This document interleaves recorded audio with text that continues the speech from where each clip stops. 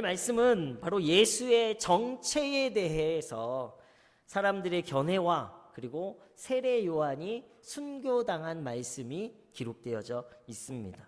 세례 요한은 헤롯이 정치적인 목적으로 자기 동생 빌립의 아내 바로 헤로디아와 결혼한 것에 대해서 율법적으로, 도덕적으로, 윤리적으로 지적을 했습니다. 그 왕이 잘못한 것을 세례 요한이 만방에 이야기한 거예요. 이로 인해서 헤롯은요, 헤로디아가 그것을 너무 싫어해서 아마 헤로디아의 정치적인 어떤 무엇 때문에 헤롯과 결혼을 할 수밖에 없었던 것 같아요. 헤로디아가 이 요한을 너무 싫어하니까 요한을 옥에 가두었습니다. 헤롯은 어떤 사람이었냐면 세례 요한을 의로운 자라고 알고 있었어요.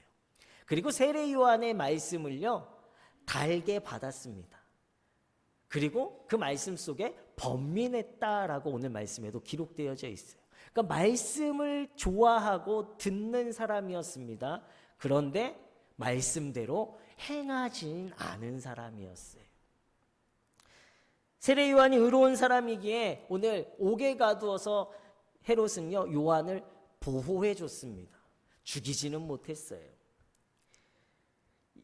말씀을 듣기는 하지만 행동으로 고치지는 않고 의가 무엇인지는 알고 있지만 내 권력, 내 힘, 내가 욕심 가지고 나의 이익을 위해서는 말씀대로 행하지 않고 그 이익들을 위해 살아가는 사람이 헤롯이었습니다. 생일잔치를 성대하게 해서 자신의 권력과 자신의 힘을 뽐내는 사람이었고, 그럴 권한도 없음에도 불구하고 내가 자신의 딸이 잔치에 흥을 돋구었으니까 상을 줄게, 나라의 반이라도 너가 원하면 줄게. 그런데 그 당시에 헤롯에게는요, 그럴 만한 힘도 없었습니다. 왕이었지만 사실은 로마의 통치를 받는 왕이에요. 허세도 있는 사람이었겠죠. 결국엔 말실수로 인해서 자신이 보호하고 말씀 듣기를 좋아했던 의로운 자라는 것을 아는 요한을 결국 옥에서 죽일 수밖에 없는 사람이었습니다. 헤로디아는 자신의 부정함을 드러내는 세례 요한을 죽이려고 했던 사람이에요. 그냥 의로운 자를 싫어하는 사람입니다. 근데 자신은 수단과 방법을 가리지 않고 원수 세례 요한을 죽이는데 성공을 했습니다. 헤롯의 딸 살로메는요, 친히 아버지 생일잔치에 춤을 추었다 하지 않아도 될 위치에 있는 사람이에요. 그 당시에 잔치에 춤을 추는 사람들은 몸을 파는 여인, 음란한 여인들이 그 일을 행했습니다. 그 잔치의 흥을 돋구기 위해서 이 여인들의 그런 음란한 춤이 바로 그 잔치에 이용되어지는 춤이었다라는 거예요. 그런데 오늘 성경 말씀은요, 친히 살로메가 그 일을 행했다라는 거예요. 그리고 오늘 함께 앉아있다라고, 헤롯과 함께 그 초대되어진 사람들이 앉아있다라고 하는 이 앉아있다라는 것이요, 다 우리 지난번에도 제가 말씀드렸죠. 예수님과 세리와 죄인들이 함께 앉아서 먹고 마시는 잔치를 벌였어요. 바로 이 잔치에도 헤롯과 그 모든 사람들이 다 어떻게 해요? 다 누워 있었다라는 거예요. 이것을 강조하고 있는 것입니다. 그러니까 이 살로메의 춤은요, 여인의 음란한 춤을 해서 잔치에 흥을 돋구었다라는 말입니다. 헤롯이 그로 인해 너무 기쁜 나머지 소원을 이야기하라고 하는데, 바로 어머니에게 가서 제가 무엇을 해야 합니까? 나라의 반이라도 주신다고 했는데 어떤 소원을 말할까요? 라고 했을 때 헤로디아는 세례 요한의 머리를 달라라는 요청을 딸을 통해 하는 거예요. 사람들의 쾌락을 위해 자신의 정결을 사용하고 어머니가 시키는 대로 어머니의 원수인 요한을 죽이는 데 기껏 자신의 소원을 사용하는 사람이 바로 살로메입니다. 세례 요한은 이러한 황당한 상황들 속에서 황당하게 죽음을 당했어요. 불의한 자들의 쾌락과 일시적인 흥분으로 인해서 민족의 위대한 종교 지도자였던 세례 요한이 죽임을 당한 것입니다. 그의 탄생과 그의 사역이 위대했던 만큼 그의 죽음도 위대했어야 하는데 불의한 자들로 인하여서 의로운 자가 죽임을 당했습니다.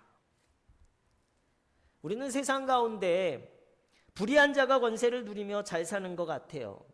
그런 일들을 너무나 많이 봅니다. 힘도 있고 능력도 있고 죄를 지어도 힘으로, 능력으로, 돈으로 무죄가 되기도 하는 세상을 우리는 살아가고 있습니다.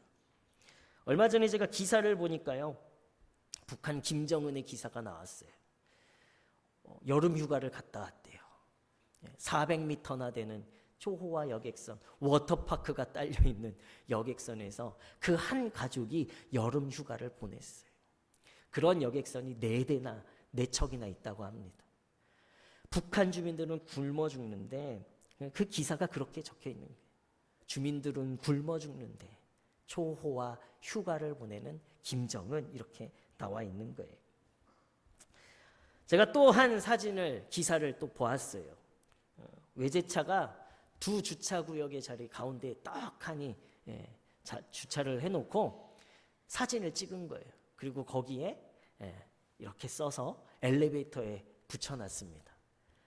신고하지 마시오, 동대표, 이렇게 써 있는 거예요. 뭐라는 말이에요? 동대표 차니까 신고하지 마라, 이렇게 이야기하는 거예요. 동대표 차기 때문에 신고하지 마, 이 말이 되는 이야기인가요? 동대표의 권세는요, 주차 두 구역에 무법하게, 무질서하게 해도 이해해, 이것이 당연한 거야 라는, 이것이 정상적인 사고일까요? 힘이 있고 권세가 있으면 불법을 저질러도 용서가 되고, 그것이 잘못되었다고 말도 할 수 없는 세상이 정말 정상적인 세상일까? 세례 요한이 죽임을 당한 그 당시와 오늘 우리가 살고 있는 이 시대는요, 별 차이가 없는 시대예요. 오늘을 살아가는 성도들이 이러한 불의가 가득한 세상 속에서 살아갈 힘이 무엇일까? 오늘 말씀을 통해서 우리는 그 살아갈 용기, 살아갈 힘이 무엇일까에 대해서 말씀을 나눠보고자 합니다. 오늘 세례 요한은요, 살아있는 권력, 왕이죠. 왕과 이 여왕에게 그 권력에 맞서 진리의 말씀을 선포했습니다. 의로운 말씀을 전했다라는 거예요. 그가 약속의 말씀이 성취됨을 보았고 하나님의 나라를 보았기 때문에 그 힘과 권력 앞에서도 의를 선택하고 의를 이야기했다라는 것입니다. 누구를 통해서 이것을 보았습니까? 바로 예수를 통해서 하나님의 나라가 임하게 되는 것을 보게 된 거예요. 예수가 어떠한 분인지 예수님은 감추어졌던 비밀이었는데 그에 대해서 확실한 것들이 드러나기 시작했습니다. 예수를 통해 기적이 나타나고 예수의 제자들을 통해서도 하나님 나라의 권능의 역사들이 나타나면서 예수의 이름이 드러나졌어요.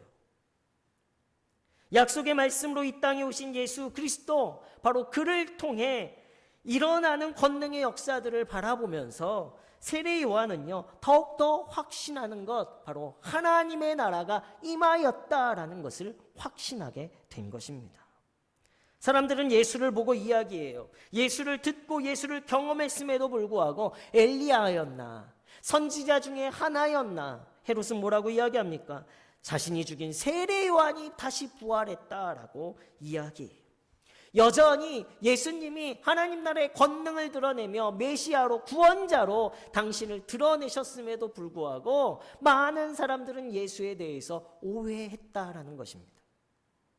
14절 말씀에 이에 예수의 이름이 드러난지라 라고 말씀하면서 어떻게 드러나진 거예요? 제자들을 파송해서 제자들이 가서 병자들을 고치고 귀신을 내어 쫓는 권능들이 함께 나타나면서 예수의 이름이 더욱더 온 곳곳에 드러나졌다라는 거예요. 예수라는 이름의 뜻이 무엇입니까? 마태복음 1장 21절 말씀에 보면요, 예수에 대해서 말씀하고 있어요. 아들을 낳으리니 이름을 예수로 하라. 우리 다 같이 그 다음부터 읽어볼까요? 시작. 이는 그가 자기 백성을 그들의 죄에서 구원할 자이심이니라 하니라. 예수의 이름이 어떤 뜻입니까? 죄에서, 자기의 백성들을 죄에서 구원할 자, 구원자, 메시아라는 거예요. 요한은 감추어뒀던 이 예수에 대해서 메시아, 구원자, 바로 하나님 나라의 통치자로 확신한 것입니다. 그렇기 때문에 지금의 막강한 권세와 힘으로 자신을 위협하는 헤롯이지만 그의 권세는 영원한 것이 아니라 유한할 것이다라는 것을 안 거예요. 하나님이 통치하실 하나님의 나라에서 그의 불의는 곧 드러나질 것이고 심판받을 수밖에 없다라는 것을 확신했습니다. 그렇기 때문에 헤롯 앞에서도 담대하게 진리를 선포할 수 있는 것이고 말씀 앞에서, 진리 앞에서 의로움과 담대함으로 설 수 있는 거예요. 그것이 죽음 앞에서라 할지라도 그곳에서 담대하게 서는 것이 바로 의로운 자, 하나님 나라의 통치를 아는 자, 하나님 나라의 임재를 기대하고 소망하는 자가 할 수 있는 능력, 힘이 되어집니다. 하나님 나라를 확신하는 자가 불의한 세상 속에서도 의인으로 살아가는 거예요. 저는 우리 문해교회 성도님들이 이 불의한 세상 속에서 의를 가지고 진리를 가지고 말씀을 가지고 살아가시는 성도들, 하나님 나라를 소유한 백성들이 되시길 예수 그리스도의 이름으로 축원합니다. 창세기에 보면요, 하나님께서 세상을 만드셨는데 후회하십니다. 죄가 가득해져서 후회하세요. 그리고 홍수로 심판하시기를 작정하십니다. 그러한데요, 모든 것을 다 없애버리시는 것이 아니라 하나님께서 한 사람을 선택하세요. 그게 누구죠? 노아예요, 노아. 그 노아를 선택한 이유는요, 노아가 당대의 완전한 자라라고 이야기해요. 그래서 하나님께서 그 노아를 선택하신 거예요. 세상과 섞이지 않고 하나님의 의를 가지고 살았던 자, 하나님은 바로 그 노아의 의를 보시고 그에게 방주를 만들게 하셨습니다. 몇 년간 만들었죠? 120년간. 누구와 만들었습니까? 혼자 만들었어요. 많은 사람들이 여전히 불의한 세상을 살아가면서 죄를 짓고 많은 사람들이 노아를 조롱하고 그럼에도 묵묵히 120년 동안 방주를 만듭니다. 왜 그렇습니까? 왜 만들었죠? 노아가 판단을 못해서 120년 뒤에 홍수로 심판하실 것이라는 확신이 있었기 때문에, 믿음이 있었기 때문에 방주를 만드는 거예요. 방주를 만들 수밖에 없고 조롱을 참을 수밖에 없고 120년 동안 인고의 시간을 보낼 수밖에 없는 것은요, 120년 뒤에 하나님의 약속의 말씀이 홍수로 심판하시겠다라는 그 말씀을 확신했기 때문이에요. 그리고 그 말씀대로 홍수 심판은 일어났고요. 하나님은 노아를 통해 새로운 세상을 열어 가셨습니다. 다르게 이야기하면요, 새로운 세상을 이어가신 거예요. 누구를 통해서요? 의인인 노아를 통해서 하나님의 역사는 이어졌습니다. 하나님 나라를 확신하는 자는 의로 살아갈 수밖에 없는 것이고요. 하나님의 나라를 확신하는 자를 통해 하나님은 이 세상의 역사를 하나님의 나라로, 하나님의 역사로 이어가십니다. 저는 우리 문해교회 성도들이 이 하나님의 역사를 이어가는 의인들이 되시길 예수 그리스도의 이름으로 다시 한번 축원합니다. 사도 바울은요, 고린도후서 6장 14절 16절 말씀에 너희는 믿지 않는 자와 멍에를 함께 매지 말라. 의와 불법이 어찌 함께하며 빛과 어둠이 어찌 사귀며 그리스도와 벨리알이 어찌 조화되며 믿는 자와 믿지 않는 자가 어찌 상관하며 하나님의 성전과 우상이 어찌 일치가 되리요. 우리는 살아계신 하나님의 성전이라. 이와 같이 하나님께서 이르시되 내가 그들 가운데 거하며 두루 행하여 나는 그들의 하나님이 되고 그들은 나의 백성이 되리라. 하나님 나라의 통치를 받는 하나님 나라의 백성이 불의한 자들과 함께 할 수 없다라는 거예요. 우리는 선택해야 합니다. 의를 위하여 때로는요, 불의한 일을 당할 수도 있어요. 그러나 성경은 기뻐하라고 말하죠.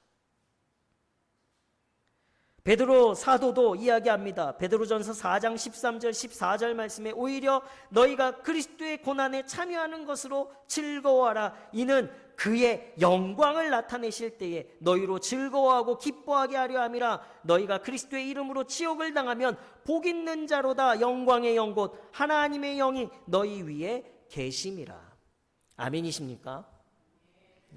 그의 영광의 날이 임할 때에 우리는 기뻐하고 즐거워할 거예요. 만약 임할 때에가 아니라 그의 영광의 날은 반드시 임합니다.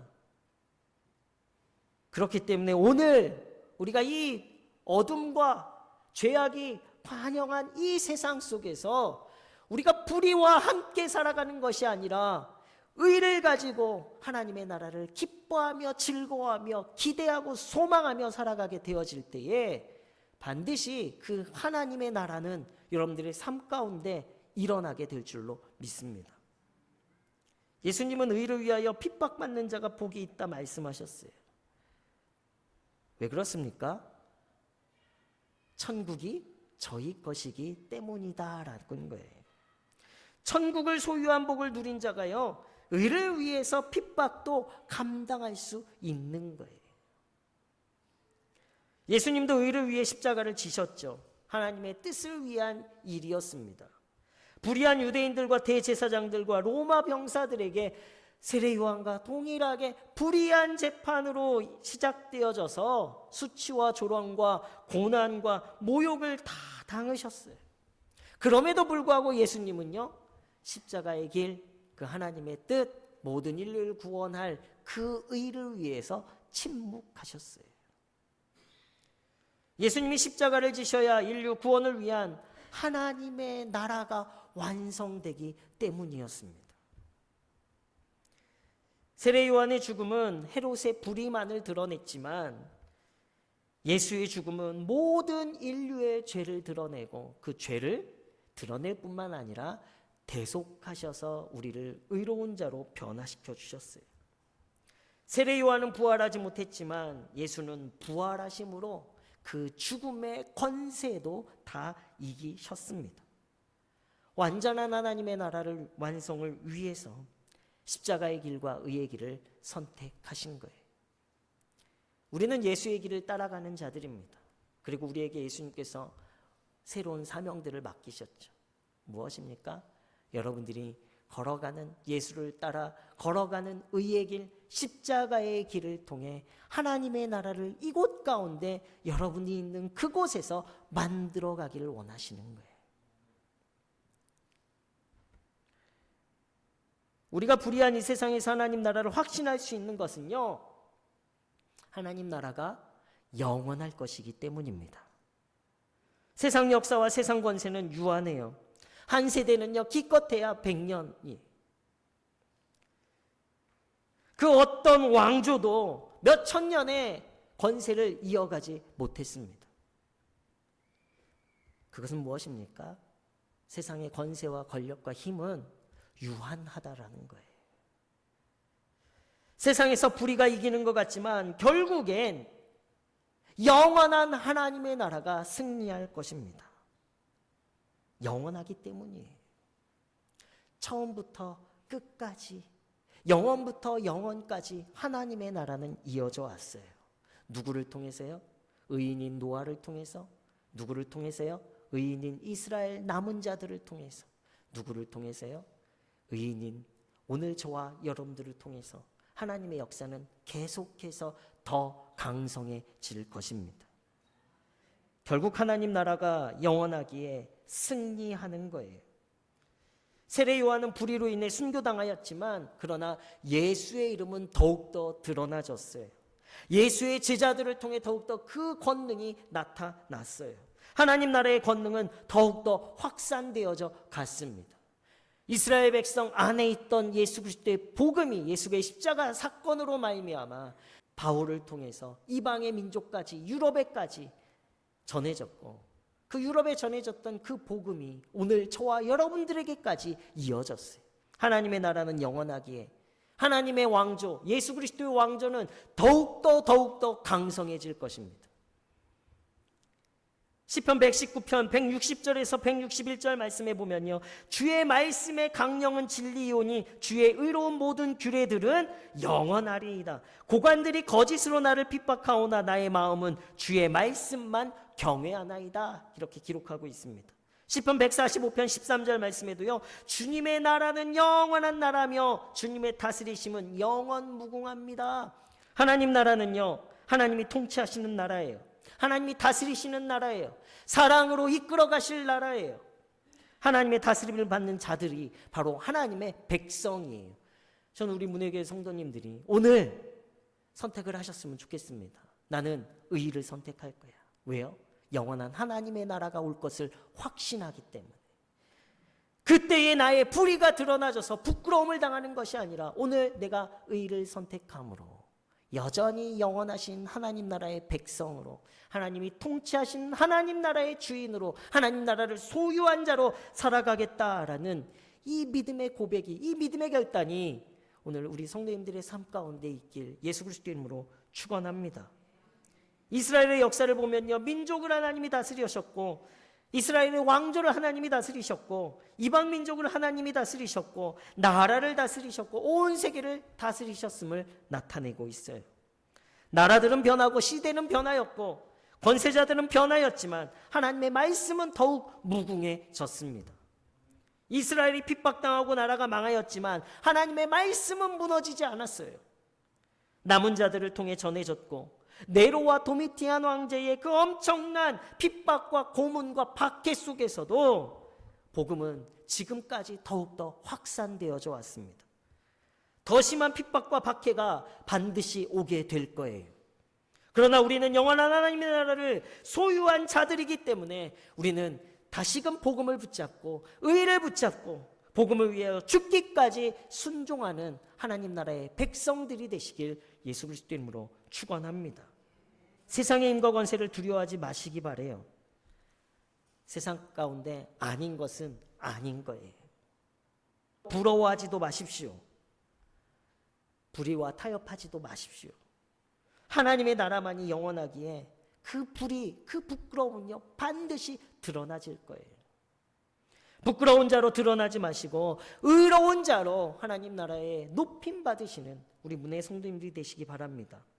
때로는요 우리가 의 때문에, 복음 때문에, 내가 예수를 믿기 때문에 손해당하고 내가 수치당하고 이 땅에서 모욕당할 수도 있어요. 억울함이 있을 수도 있어요.